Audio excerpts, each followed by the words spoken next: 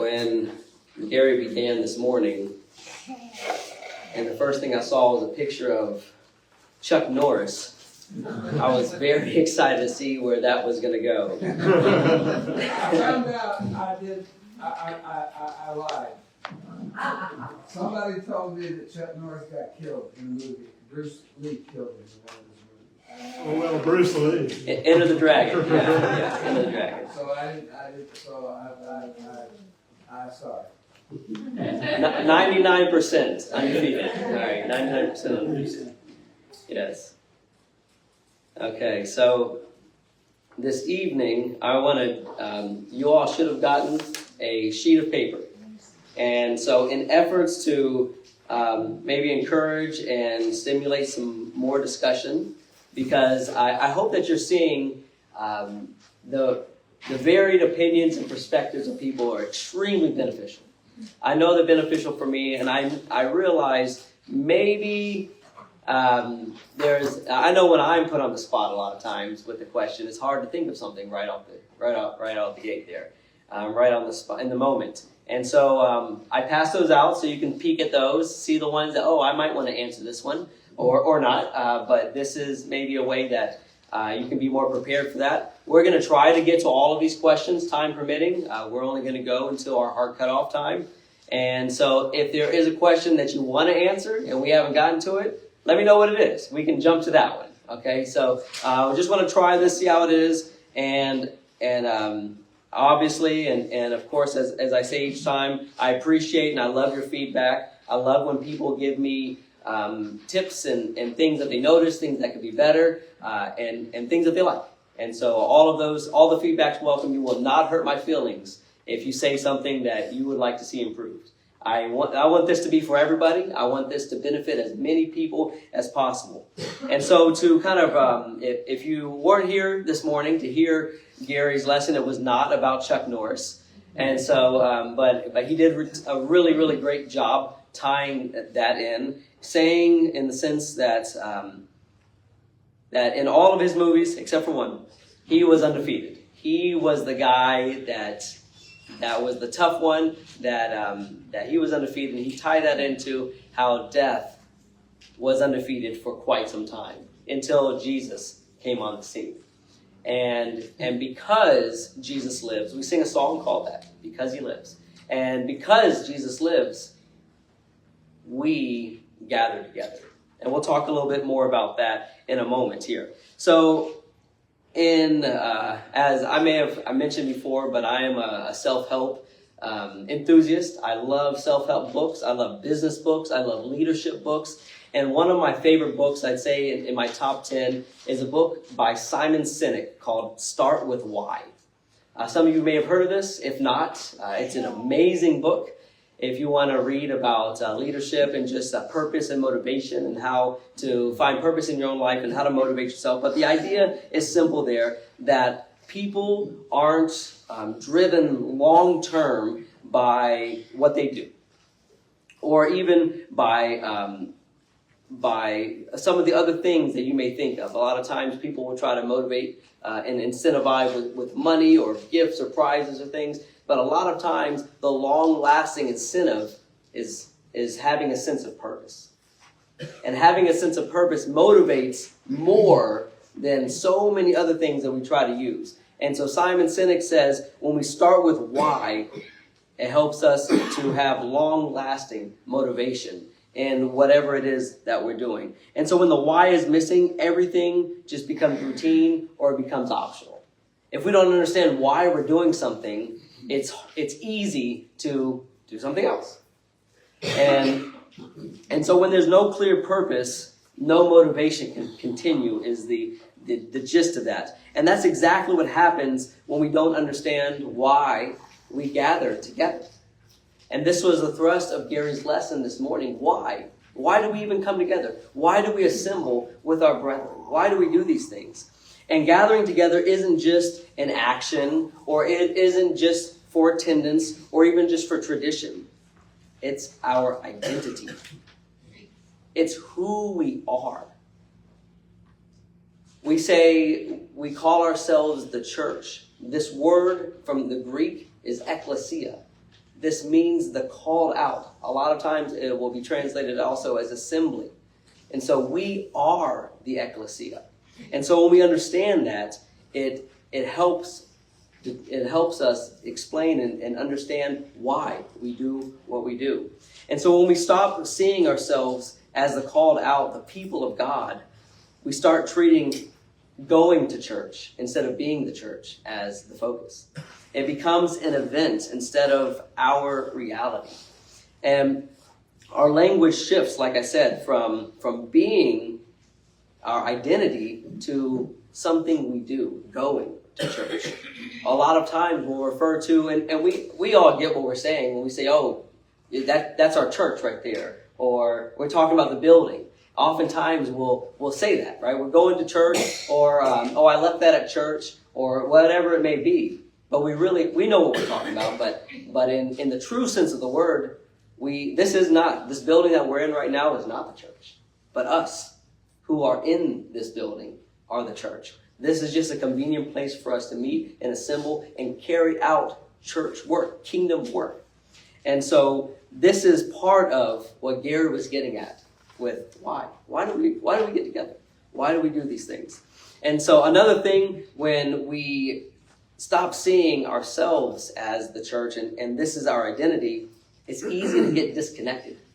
It's easy to leave when there's conflict. It's easy to prioritize other things that we have going on in our busy schedules. And it's just easier to say, what's the big deal? What's the difference? But when we start with why, things become more clear. And knowing why we assemble, why we come together in the first place, creates motivation. It creates desire. It creates a longing for us to gather together, to assemble together. It helps us see the value in what we do here, and it helps us stay together, which is, I think, a very big part of it. Because it takes the focus off of you and me, us, and it puts the focus where it rightly belongs, on Him, on the Lord, on His commands, and what He desires. This can solve a lot of problems in the church, just having that thought process. So we gathered together because Gary listed 4 things. We gather because He came for us. We gather because the cross matters. We gather because the tomb is empty, and we gather because God is on our side. And I'm just going to touch on these briefly, and then we're going to jump into these discussion questions. So Jesus wasn't just a great idea or just a fantastic teacher. He was so much more than that. He was God. He is God, but came down to take on the form of a person, to teach, but ultimately to sacrifice Himself on our behalf. Gary touched on how our brokenness wasn't surprising to God, because this is what God came for. He knew that. He came to fix that, to solve that problem of sin, and to solve the problem of death. This was the big reasons why He came. And so our need isn't something, or what we need, the brokenness, these kind of things, it's not something that is surprising to God, and it's not something that we can fix on our own. Jesus came for us. And we gather together because the cross matters. The cross matters. And this isn't meaning the actual symbol. There's nothing in that symbol. But what it stands for is what we're talking about. Because this cross is the most heinous torture device devised by man. This isn't something to glory. But what it represents is that Jesus came and He stood in our place. This is what we should have gotten. We should have gotten the sentence of death. But Jesus took it on Himself. And that matters. We can't fix ourselves. And instead of leaving us there, God said, I have a plan. Don't worry about that part. I'll take care of that part. And He wasn't just doing that to make us slightly better. But as Gary said, He did that to rescue us, to redeem us. Because of our sin, the devil had us. He owned us. And Jesus bought us back with His blood. We gather together because the tomb is empty. Now this is the turning point, because death has now been defeated.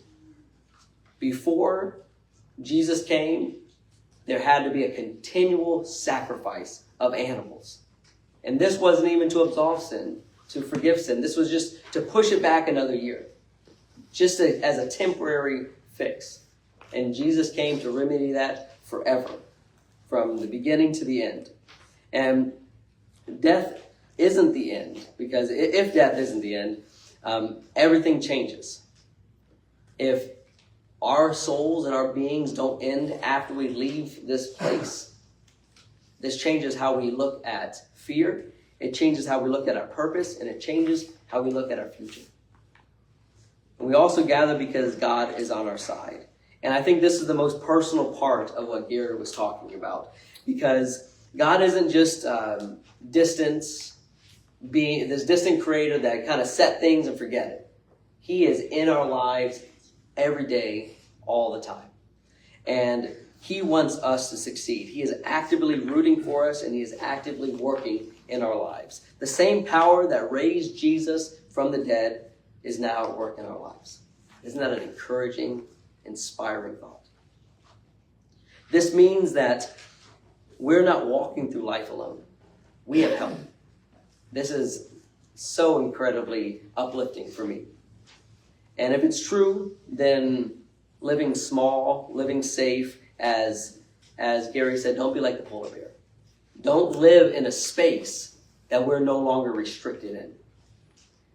And this also means that we don't have to stay conditioned to be in a state of death, in a state of sin, and in a state of shame, and like our past reality. We've been conformed, we've been transformed into something else. And so gathering isn't just about remembering something. It's important that we remember him. It's important that we do these things that we practice, but it's about being reminded who stands with us right now and continually. It's living like that's real, because that is the most important part. We can't live like we used to live if we know that Jesus is standing for us. So we don't gather just to remember something. We gather because something is happening. We gather because these things, knowing that something is happening, should change how we live every single day. And so I'm going to go ahead and just jump into these questions here. And feel free to raise your hand and comment on any of those. We'll start with the first one here. But when the why is clear, things have meaning. And when it is not, they become routine. So where have you seen that happen in your own faith or church experience? Where have you seen why become, or where why isn't clear, or where it is? We've always talked amongst ourselves that whenever we've asked for money for a need in this congregation, they've come through.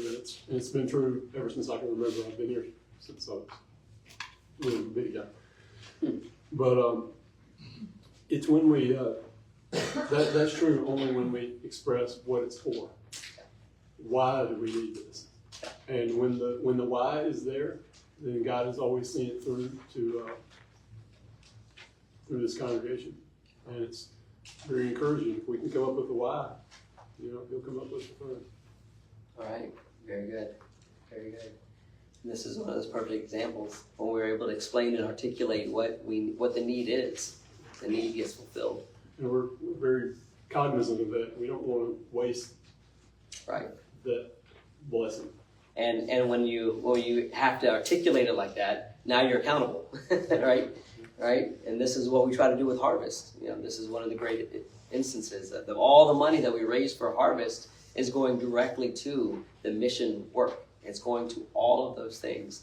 And so we want to make sure that happens. And as far as I know, that happened 100% last year.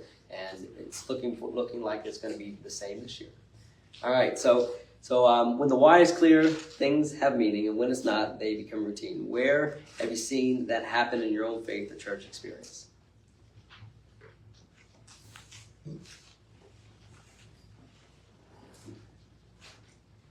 I feel like if you don't actively look for things to participate in or to be a part of, and you kind of fall into the routine of it being like a job. You clock in at 10 o'clock Sunday morning and clock out at 11 o'clock. And I mean, people know with work, most people are not blessed.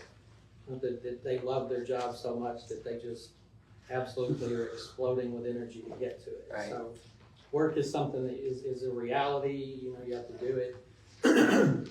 And if you treat it as such, then it's easy to, well, I'm not gonna go today, or I'm not gonna go tonight, or I'll excuse. But if you've got activities that you participate in or you're responsible for, you actively seek things you can be involved in, then there's more meaning to it. Yeah. If you've got some skin in the game, I guess a good way to say it, or something that you take pride in participating with everybody else, then it's not routine. I can speak on those couple of devotionals that I've been doing now, that you spend more time away from the active service, doing research, and the more you get involved in it, the more you learn, the more That's right. enjoyment and enthusiasm that you can get out of it. So I can speak personal experience to that. Very good, very good. And like you were talking about the job situation, you know, a lot of times when you feel like it's something you've got to do, you're not motivated to do it as much as when you feel like there's a joy and you have It's the purpose easier to behind talk it. yourself out. Oh yeah, oh yeah. And it's funny, I see that in my kids all the time, especially the older ones. When we ask for their help or we tell them to do something, we get much less joy in what it is when they just come up with it and they determine they're going to do it on their own. And it's the same thing, same work, but it's the difference in perspective that makes all the difference there. And they're rock stars when they just pick up and do it. But when we make them do it, it's like pulling teeth. Yeah. And so when we understand the why, oftentimes, when you have that purpose, that fulfillment, it helps so much. It gets you more involved. Very good thoughts. We were talking about Daniel this morning and our Bible boot camp in our teen class, and we're in the context of habits and the breastplate of righteousness. And because Daniel had righteous habits, it made things so much easier for him in the sense of decision making and his actions. What others do in response to that may not have went well for him, but we see eventually it did. But he had a lot of threats. He had a lot of threat of dying. He had a lot of threats of things, but he purposed in his heart. He relied on God. He always ran to God when he had problems, and he had this habitual lifestyle, and I see that as him understanding his why. Daniel knew what his life was meant for, and it wasn't meant to serve man. It wasn't meant to do anything but serve God. From his youth, he understood his why, and so the decisions were easy for him at that point. Any other thoughts on this one before we move to the next one? Okay, so number 2, do you think most Christians today see themselves as the church or people who go to church? And what's the difference in how that plays out? So you think most people see themselves as the church, or you think most people, generally speaking, see themselves as people who go to church? I think it's some of both. Okay, The people who see themselves as the church tend to be here on Sunday nights and Wednesday nights. okay, So that's who you're talking to. yeah, all right, Not exclusively, of course, but sure, I think that's something you said about people who go to church. For them, it becomes an event. The problem with that is then you compete with every other event. And our world is not short on events that's that right, want your attention. that's right, And we see in a lot of churches that they're trying to compete with all the events in the world. Yeah. That's a fool's errand, because you can't. Right. But you got to realize you're not competing with anybody. Yeah. God's already won that battle. right. Ian?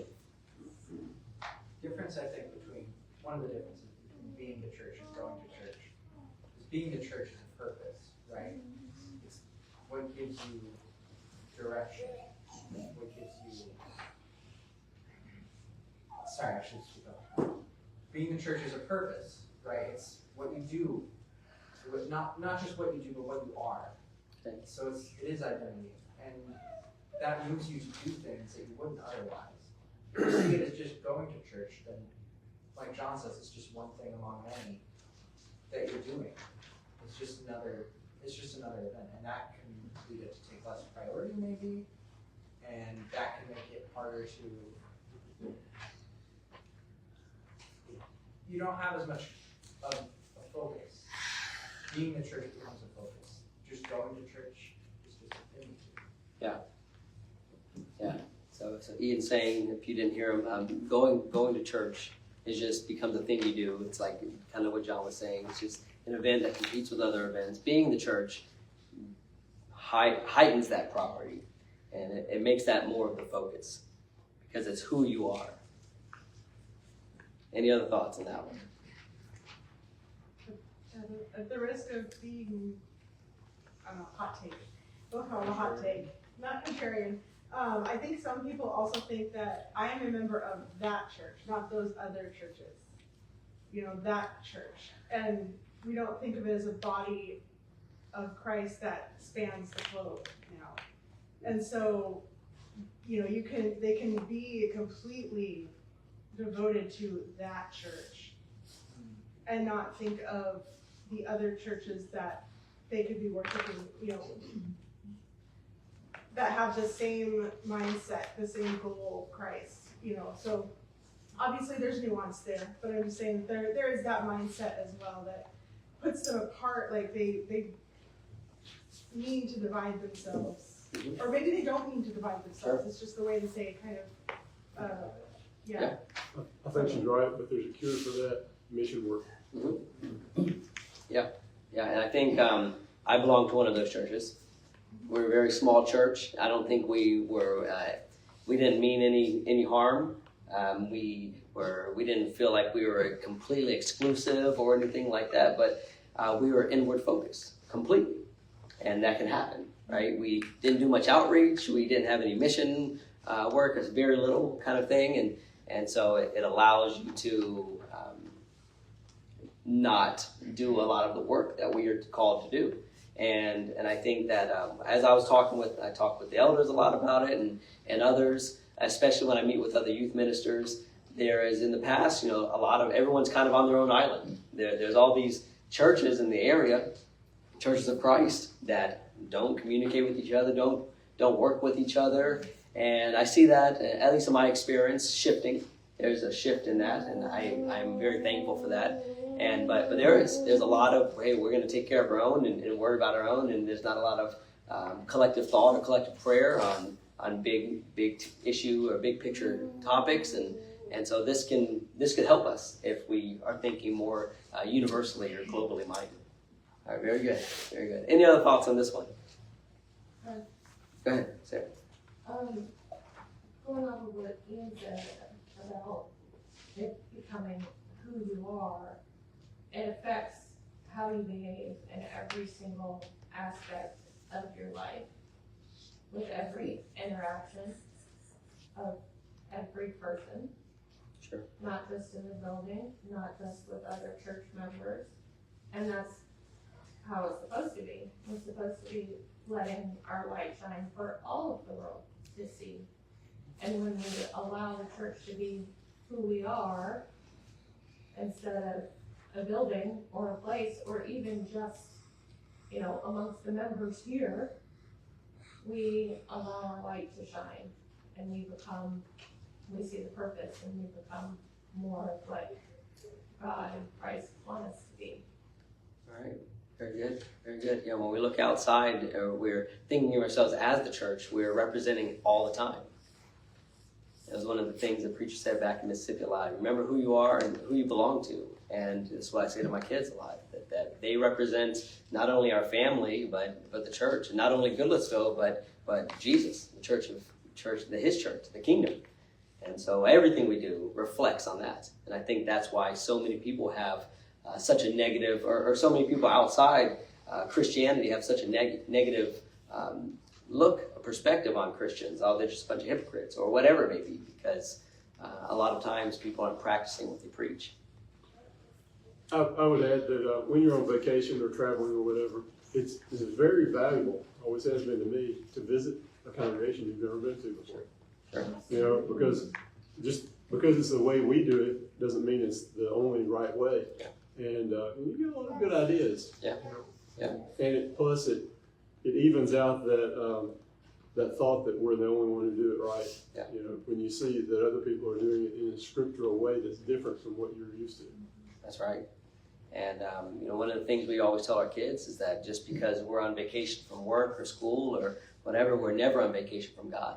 And so we should make sure that we're prioritizing and assembling. You have to take a vacation from That's you. right. That's right. Very good. Very good. Relationships too, make connections with people Yeah. all over the world. That's right. So valuable. Yeah, we've gone one time, just to name one specifics, we went to Atlanta for an event that I was participating in, and on the way back we stopped in Montgomery and worshiped with church there, and this couple invited us over to their house, and we hung out all afternoon and got to know them. We ate with them and played some games, and it was just a random encounter, and it was just one of those wonderful things that we can go wherever we go. We have family. That's right. Certainly. And anybody else on this one? Well, I would add to this myself.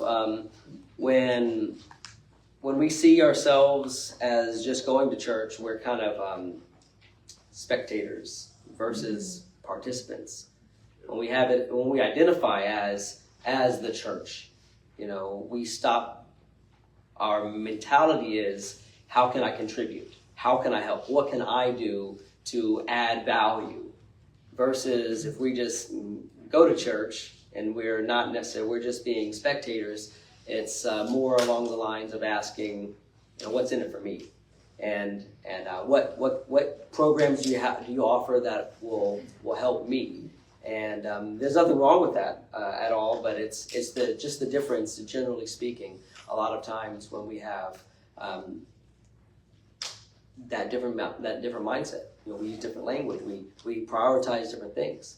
And I think that when we have workers, when we have people, and I think, just you all being here this evening, you see this, you understand this, and that this is something that is extremely important for us to not only perpetuate, but convey to others who may not see it that way. Because you all see value in being here and assembling with the saints at any time, and at all times we can, because there is value in it, and that you all, I think you all do identify as the church and not just going. It's something who we are, and it's such an encouraging thing to see this room full like this. It's so encouraging. Any other thoughts on that one, Charlie? I think it's important too to think about, we just studied, we had a series about the restoration. And so much has gone into that, and surely, and when you think about that, generally it's the order of things, how we do things in worship. And there's a danger in thinking church is the worship service. But with the church, when we go out the door as well. So while we're restoring the order of worship, we need to be thinking about how we can restore the spirit of Christianity. Amen. Yep. Yes. Very good. Very good thoughts. Okay. All right, so number 3 here, what changes when you start viewing gathering as identity instead of attendance? What changes? Wendell? I think when you start viewing it as your identity, and you meet with others who hold that same identity, it makes unity a lot easier. When you just look at it as attendance and not necessarily who you are, I think unity is harder to achieve. Yeah. Very good. When you view it as identity, you realize that you're part of it's a poor analogy, but a machine. You're a cog in all the wheels, and when you're not there, there's a cog missing, and that may affect other people in your brotherhood. Yeah. I don't know how many times Linda was telling me about some thing broken in his car or something. It only took a 15-cent washer or whatever it is to fix it. You know, it's a lot of times. A lot of times, it only takes one part of a machine to malfunction for the whole thing to shut down. And if we see ourselves as an integral part of the machine or of the body, you know, we can have an infection in any part of our body and it could kill us. and so taking care of all those parts and knowing that each part has an important part to play, it's very important. Very good, very good. Any other thoughts on that? Yeah. Go ahead, John. Our neighborhood is really good about making sure that everything looks nice.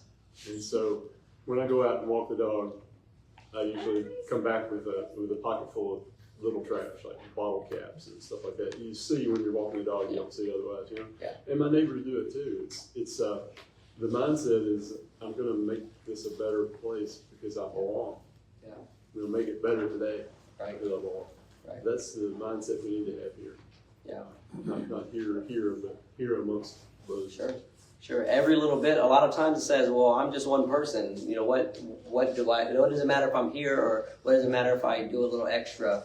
But everybody doing a little extra, everybody putting in their best foot and giving it 100% makes everything better. It makes it so much better. And going off of what Wendell was saying, as far as like having this as an identity, all of you all that have been married for a long enough time understand that, hey, if you go into a marriage thinking, well, if it doesn't work, we can just break it up and move on and find a new husband or wife, things won't last very long. But when you go in understanding, hey, God has joined us and man can't separate us, like now the ships have been burned, there's no turning back, we're in this for better or worse, how are we going to get through it? And if we see ourselves as like that God has put us together and we are family for better or worse, how are we going to work it out? How are we going to work through things? You know, and all things being scripturally equal, of course, but when we go in with that kind of mentality, you see less division. You see more unity. You see people more willing to concede and humble themselves and say, hey, it's not about me.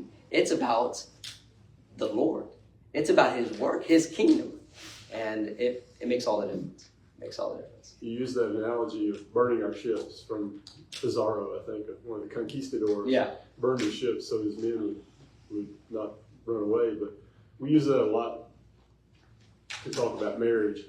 We ought to use that in talking about Christianity in general. Mm-hmm. That's right. You know, you should be burning those bridges behind you. That's right. And never turning back. Yeah, because when we have that mentality, because, I mean, really, that's what it is.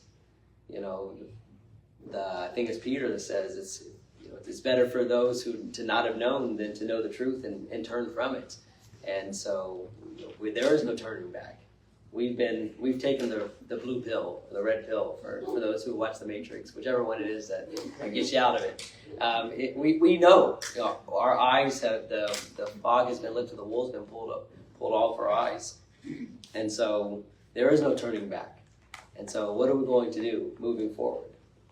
Okay, number 4. Why is it so easy to disconnect, leave, or prioritize other things when gathering is treated like an event instead of an identity? Why is it so easy for people to do this?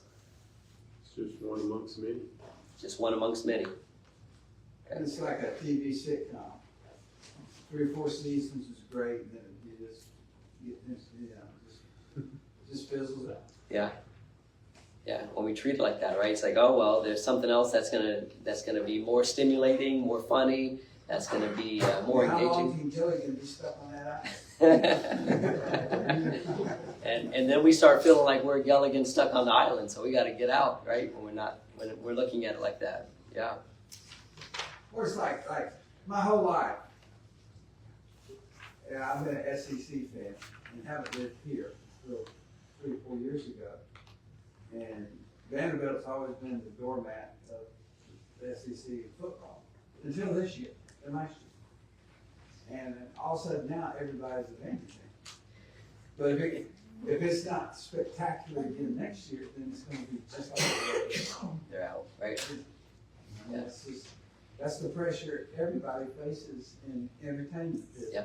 If you're not relevant, The next show has to be better than the last show. Yeah. And we don't want to do that. Right. right? This goes back to why. Why are we doing what we're doing? Are we here to be entertained? Are we here to be served? Or are we here for the kingdom? What are we here for? Here. I mean, it goes to show how fickle people are. Like you put a good coat of paint on or something, especially with advertising. Like the dog chasing the squirrel. I mean, something shiny comes up, and so you stop what you're doing, you go there. And something new comes up, and you stop and you go there. So you don't have any roots. Yeah. You're just chasing your tail around at the next thing that flashes. Yeah. Shiny object syndrome. Yeah. So to that question, to that idea, what needs a shift in our minds, or how can we help others make the shift in their minds?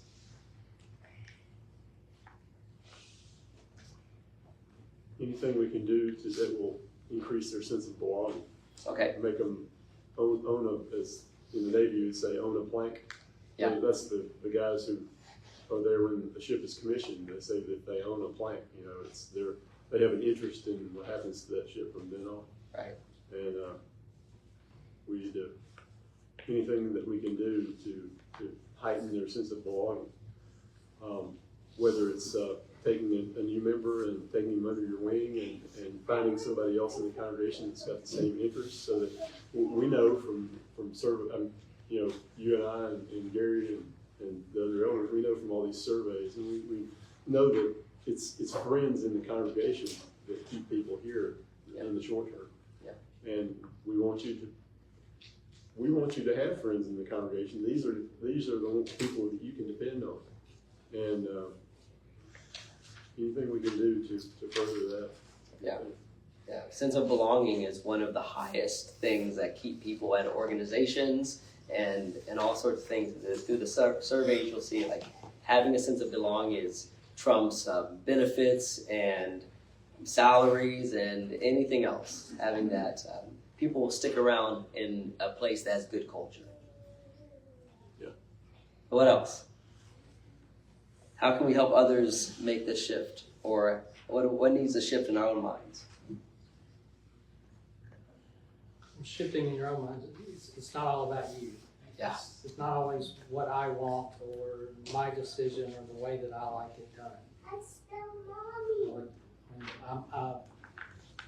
I guess a good example, I don't like the way we're doing this, so let's uproot and go somewhere else. But as it's been said, I think in other classes or other sermons, you get to the new location, same thing. Yeah. I like the way it's done, I'll uproot, go there. So Yeah. We've got to get out of thinking, looking for perfection every single aspect. I mean, God is perfect, but humans are not. And where humans are involved and are taking the lead in it, you're not going to have perfection. That's right.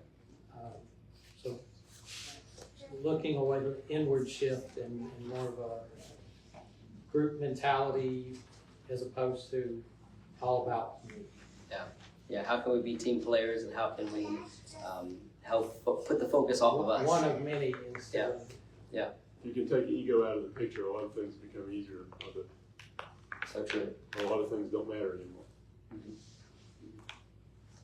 Very good. Now, I heard an analogy of a fishing. When you're fishing with a fishing rod and reel and just a line, you can be very effective catching a fish. But if there's something that comes between that, where they get snagged, and that line breaks, the fish is gone. The fish is gone. But if you fish like Galileans did with the nets, you can have, I think the statistic is you can have up to 40% or 60% of the net broken and have only 40% of it still intact and still hold 80% of the catch. And the analogy is that when you have a single connection to somebody and that's severed, they're gone. they're gone. But if you have multiple connections, if you have a sense of belonging, you have skin in the game, you have, all these friends and all these different commonalities. You don't just see them at church, you see them all over the place. And you have this community, this real, true culture like we see back in the first century. That's where you have people who want to stick around. And it'll keep them there. And you have less disconnections and less conflict even. Or less conflict that can't be resolved, that is. All right, any other thoughts on number 4 here? I think it's more important to encourage people rather than to judge people. Okay. Very good. Very good. A lot of times we are so quick to say, oh, let me get that speck out of your eye. and we know what Jesus says about that. Oftentimes when we're trying to get a speck, there's something larger in our own eye. Yes. I think showing that you have the right attitude, showing the attitude outward is important, I feel. Showing, I care about this, right? I care about what the church is doing. I care about participating in part of the church, not just because, I'm part of this, but because it's for a higher calling, right? A higher purpose. It's a purpose that brings me joy.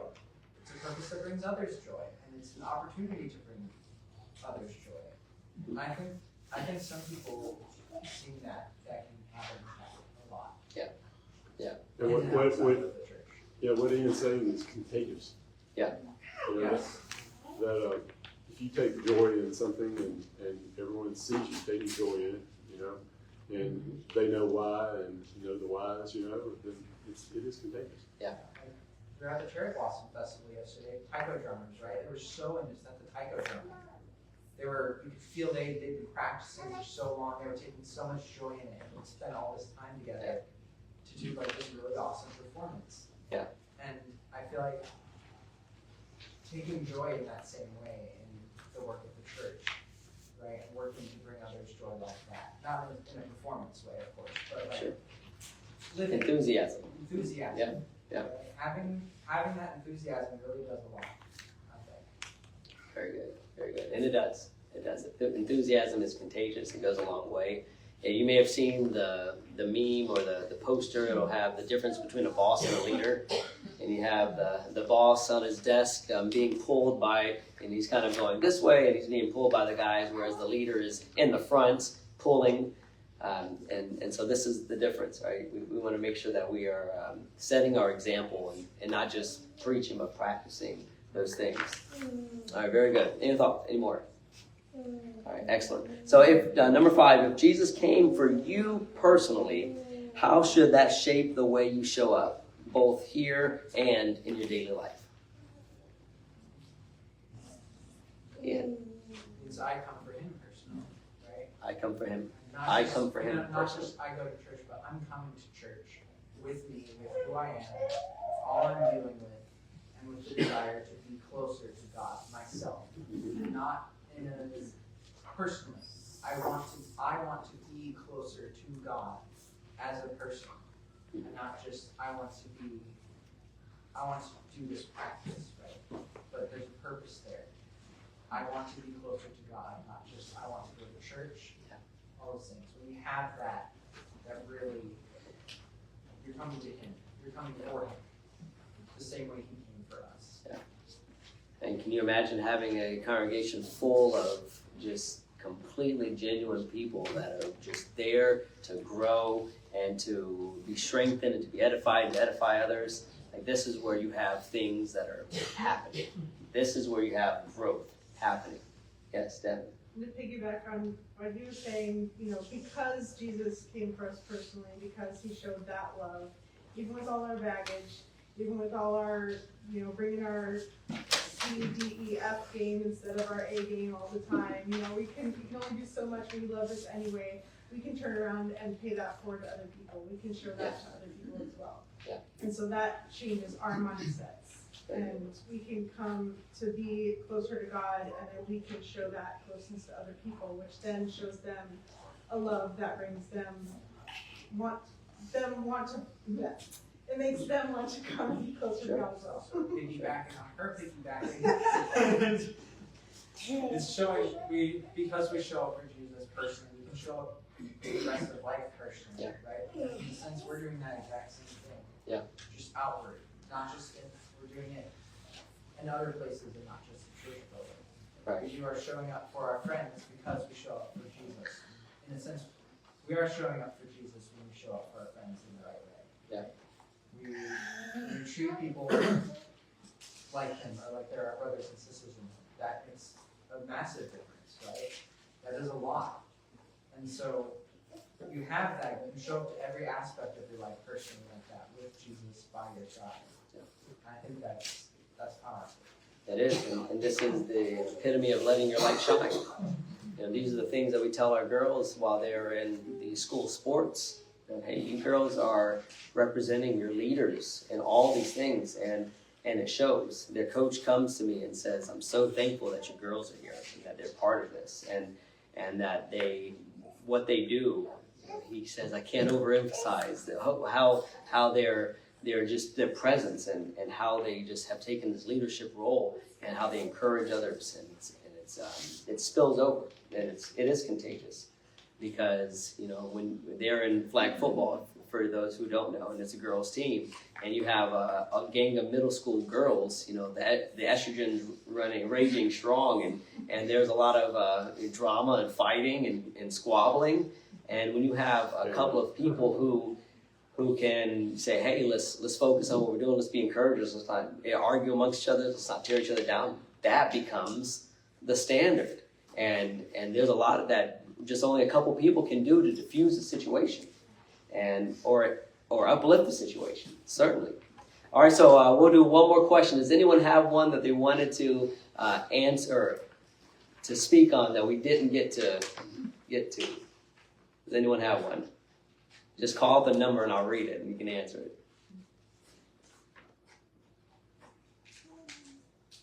I want to play devil's advocate. Let's hear it, Lakia. Here we got the Old Testament, and they killed the sheep, put that as an offering to God. And they went all through the Old Testament, and I guess we got 2,000 years from Christ's death till now. But we had several thousand years from the beginning of time through the slaughtering of an animal and so forth, mentioned in his lesson this morning. And then we get all this stuff where his people, they gave the priests, they gave the king, they gave all these different things, and the people just go bananas. His chosen people. And even today, those chosen people are still giving God a hard time. I don't understand that part of it. But here we are. We call ourselves Christians, not making light of it. As Christians, we attend to edify one another, and we come together as the church, ecclesia.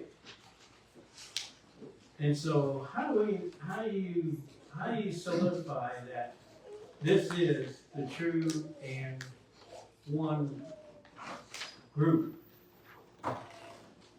recognized by God, when all this several thousands of years of God's chosen people still ain't made it? That's the part that kind of puzzles me, that here we are struggling to be that Christians or that church. How we bounce from one side to the other, and we have one solidified crucifixion, which is good, not to dig her on. But how do we know we're beating around in the same path? When all these thousands of years went by of God's chosen people, never made it. And God promised those people, if they didn't, they aren't going to make it. I mean, I don't have an answer to it. And I don't know in the Old Testament if he says, you're going to kill this guy. And he's gonna make it, he says he's gonna fulfill it, but where does it say? I think there is a place where it says this land will be the actual land. But I don't understand how come them people never got it. They still ain't got it. And here we are struggling along as the church, being us, the people. You know, I see a lot of elderly people here, and I'm amongst them.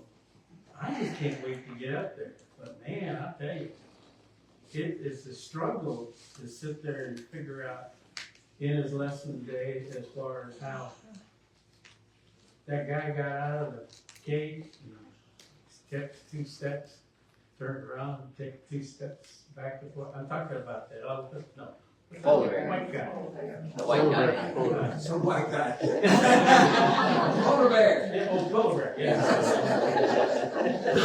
So in other words, you know, he walked back and forth, 2 steps and, you know. But I mean, you know, it's just like we are. I don't know, it's just frustrating, I guess. And I'd love to hear it, or, you know, what we learned this morning and how we heard it. You know, I wonder what we take home with us and how we will Okay. apply it. Never mind. All right. Someone to give answer that a shot? Go ahead, Ian. There are a couple differences, I think, between, you know, old and new. For one, well, okay. One of the things about the Old Testament is that, you know, a lot of it relies on the law, right? You have to keep all these rules. And not that we don't have to keep rules now, but a lot of it relied on those rules. You know, it's the law, it's a nation. It's, in a sense, a very different context. And they didn't have what we have now, which is that blood sacrifice, right? And they didn't have, through keeping of the law, they didn't gain God within them, the same way we do when we accept Jesus and are baptized into Him, right? I think it's definitely hard to think about it like this. It's like, okay, you know, we all have our mistakes, right? We all have our baggage, all our messiness, and God still works in that. We're chosen, I feel, to, you know, that gets to the heart of the gospel, right? We're chosen despite all our weakness. We're not chosen because we gave God anything worth giving, right? We're chosen because God gave us Himself. He chose us because He wanted to. And He lifts us up out of that and gets us working through that. And sometimes that takes a while, but He gets you through it. And then one of the other things too also is that, you know, Israel is its whole mess, certainly. But you know, God makes His promise, you know, I preserve a remnant, right? He preserves His people. He preserves the people He chooses, and out of those, the people who chose Him. And by faith, it's credited to them as righteousness. Israel as collectively, you look at Israel as a collective thing, and you can think of it as a failure. But we're here now, which means He did something.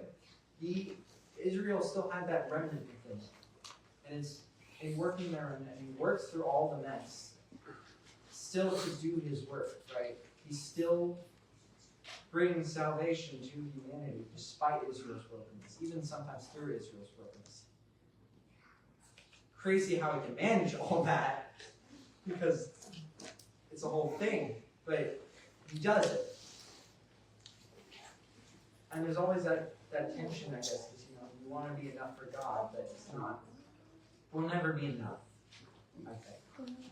And whatever is enough in us is only enough because God gave it to us. I think that's one of the most important things we have to understand. The good that we have, God gives to us, right? Yeah. The holiness, He imparts unto us. And so, I also think, Gary talked about this last week too, it's just we all have our own personal responsibility, right? We can't all it's hard to say, we're collectively the church, we collectively get it right. But the reality is every one person is responsible for their relationship with God, right? They're responsible for choosing God and for carrying out that relationship, for maintaining that relationship. Each person is responsible for that. And so we can't necessarily be all lumped into one box, right? It's just like, because we're all in this group, we're God's chosen, right? We're all doing it. But the reality is every person that God chooses is part of God's kingdom. And there may be some people who are in that group who don't have that strong relationship with God, or don't. And they feel like they do, but they don't. Or you may have people who aren't necessarily here, but they are part of God's kingdom, right? They still have that strong relationship with God, and they're still putting it into practice. And He works through all of that, right? He's there. He's in the mess. And I think that's important. I don't know, I hope that helps. It might have just, it might just be saying retreading old ground, right? But it's always important to remember. Right? We'll make sure that La Kea gives his opening the can of worms a few minutes earlier for next time. Phil, yeah, real quick. Yeah. I would, to answer like he had, say the Israelites were people just like we're people. We're absolutely no better than they were. We couldn't keep the law any better than they could. Yes. God knew all that, and while they were His chosen people, that didn't make them any different than any other people in the world. And that's the reason Jesus came. Right. And that's why we are perfect now, is because of Jesus. That's the whole point of Jesus. He's the only one that could be perfect. Yeah. And He sacrificed Himself for us. Yeah. And if it wasn't for Him, we're the same as the Israelites. Thank you, Bill. And And faith is an individual matter. Yes. It's not a group matter necessarily. Judgment, I think, is going to be very individual. Not by attendance records. Yeah. Yeah. Faith. and this is a whole nother, we could have a whole discussion on La Kea's question here, certainly. And I think the big point, the takeaway that I would like to take away from this lesson here, and maybe you all as well, that a lot of how the church is, whether we live or die, we survive or just fade away as a congregation, is up to each individual one of us. It's up to us. How we show up, what our attitude is, why we're here. We have to remind ourselves about that, because a lot of times we can get distracted, we can get off track, and to remind ourselves why we're doing what we're doing is so incredibly important. We come together for a reason, and there's a lot of secondary reasons, like for the fellowship, for the fun, for all these things. This is wonderful for the ministries we do, but the biggest reason we come together is because Jesus came, and He died, and He lives. And without that, we would be most miserable. And so I want to encourage everyone this evening to reflect on this lesson, reflect on this conversation that we've had, this discussion this evening, and look in yourselves. And I see everyone here. You guys show up every evening, every Wednesday, every Sunday. Y'all are always here. And it's such a great encouragement for me and my family personally. And how can we get more to see those things too? But if there's anything that we can do for you, if we can pray with you, pray for you, if there's any need, please let it be made known while we stand and sing the invitation song.